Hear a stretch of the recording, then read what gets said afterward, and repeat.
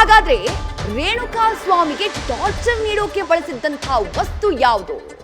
Shock treatment ಅನ್ನ ಕೊಡ್ಲಾಗುತ್ತೆ ರೇಣುಕಾ ಸ್ವಾಮಿಗೆ. ಆ ವಸ್ತು ಯಾವುದು ಅಂತ ಗೊತ್ತಾದ್ರೆ ನೀವು ಕೂಡ ಬಿಚ್ಚಿಬೀಳ್ತೀರಾ. ರೇಣುಕಾ ಸ್ವಾಮಿಯನ್ನ ದೈಹಿಕವಾಗಿ ಕುಗ್ಗಿಸಿದ್ದು ಅದೇ ಒಂದು ವಸ್ತು.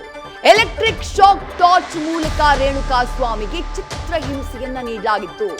ಇದನ್ನ ಯಾರು ಬಳಸ್ತಾರೆ ಅಂತಂದ್ರೆ ಸೆಕ್ಯೂರಿಟಿ ಗಾರ್ಡ್ಗಳು ಸೆಲ್ಫ್ ಡಿಫೆನ್ಸ್ಗೆ ಅಂತ ಹೇಳಿ ಈ ಎಲೆಕ್ಟ್ರಿಕ್ ಶಾಕ್ ಟಾರ್ಚ್ ಅನ್ನ ಬಳಕೆ ಮಾಡ್ತಾರೆ.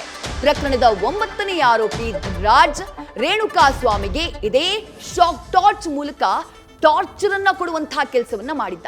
ರೇಣುಕಾ ಸ್ವಾಮಿಯ ಮೃತದೇಹದ ಮೇಲೆ ಹಲವು ಭಾಗಗಳಲ್ಲಿ ನೀವು ಸುಟ್ಟ ಗಾಯಗಳನ್ನ ಗಮನಿಸಿದ್ದೀರಿ.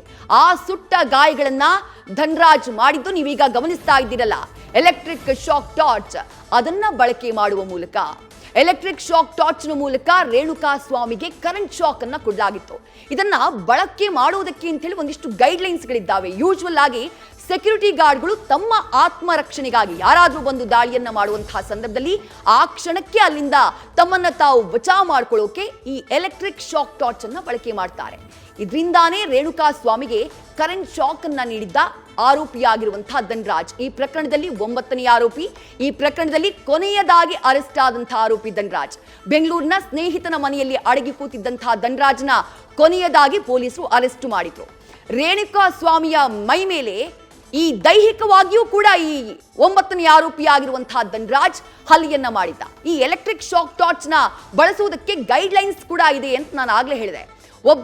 ಯಾರಾದ್ರೂ ಒಬ್ರು ಅಟ್ಯಾಕ್ ಮಾಡಿದಂತಹ ಸಂದರ್ಭದಲ್ಲಿ ಆ ಎಲೆಕ್ಟ್ರಿಕ್ ಶಾಕ್ ಟಾರ್ಚ್ ನಲ್ಲಿರುವಂತಹ ಬಟನ್ ನ 2-3 ಸೆಕೆಂಡ್ ಪ್ರೆಸ್ ಮಾಡಿದ್ರೆ ಸಾಕು, ಯಾರು ಅಟ್ಯಾಕ್ ಮಾಡಿರ್ತಾರೋ ಅವರು ಸ್ಟನ್ ಆಗಿ ಹೋಗ್ಬಿಡ್ತಾರೆ. ಅಷ್ಟೇ ಅದನ್ನ ಬಳಕೆ ಮಾಡಬೇಕಾಗಿರೋದು. ಅದಕ್ಕಿಂತ ಲಾಂಗ್ ಪ್ರೆಸ್ ಮಾಡಿ ನೀವು ಹಿಡ್ಕೊಂಡ್ರಿ ಅಂತಂದ್ರೆ ನೀವು ಯಾರ ಮೇಲೆ ಅದನ್ನ ಪ್ರಯೋಗ ಮಾಡ್ತಿದ್ದೀರೋ ಆ ವ್ಯಕ್ತಿಗೆ ಡ್ಯಾಮೇಜ್ ಆಗುವಂತಹ ಸಾಧ್ಯತೆ ಇದೆ ಅಂತ ಹೇಳಿ ಅದರಲ್ಲಿ ಉಲ್ಲೇಖ ಮಾಡಲಾಗಿದೆ. ಇಲ್ಲಿ ಅದೇ ಕೃತ್ಯವನ್ನ ಮಾಡಿದ್ದಾನೆ 9ನೇ ಆರೋಪಿಯಾಗಿರುವಂತಹ ಧನ್ರಾಜ್. ಆತನ ಹೇಳಿಕೆಯನ್ನ ಆಧರಿಸಿ ಆಲ್ರೆಡಿ ಎಲೆಕ್ಟ್ರಿಕ್ ಶಾಕ್ ಟಾರ್ಚ್ ಅನ್ನ ಪೊಲೀಸರು ಸೀಸ್ ಮಾಡುವಂತಹ ಕೆಲಸವನ್ನ ಮಾಡಿದ್ದಾರೆ. ಆರೋಪಿಯನ್ನ ಅರೆಸ್ಟ್ ಮಾಡುವಂತಹ ಸಂದರ್ಭದಲ್ಲಿ ಆತನ ಮನೆಯಲ್ಲಿದ್ದಂತಹ ಈ ಎಲೆಕ್ಟ್ರಿಕ್ ಶಾಕ್ ಟಾರ್ಚ್ ಅನ್ನ ವಶಕ್ಕೆ ಪಡೆಯಲಾಗಿದೆ. ಬಟ್ ಎಲೆಕ್ಟ್ರಿಕ್ ಶಾಕ್ ಟಾರ್ಚ್ ಅನ್ನ ಆತ ಎಲ್ಲಿಂದ ಖರೀದಿ ಮಾಡ್ದ, ಆತನಿಗೆ ಹೇಗ್ ಸಿಕ್ತು, ಈ ವಿಚಾರವಾಗಿ ಧನ್ರಾಜ್ ಪೊಲೀಸರ ವಿಚಾರಣೆಯಲ್ಲಿ ಸರಿಯಾದಂತಹ ಮಾಹಿತಿಯನ್ನ ನೀಡಿಲ್ಲ.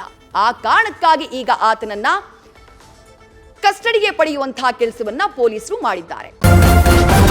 ನ್ಯೂಸ್ ಫಸ್ಟ್ ನಿರ್ಭೀತಿಯಿಂದ ನಿಮ್ಮ ಪರವಾಗಿ.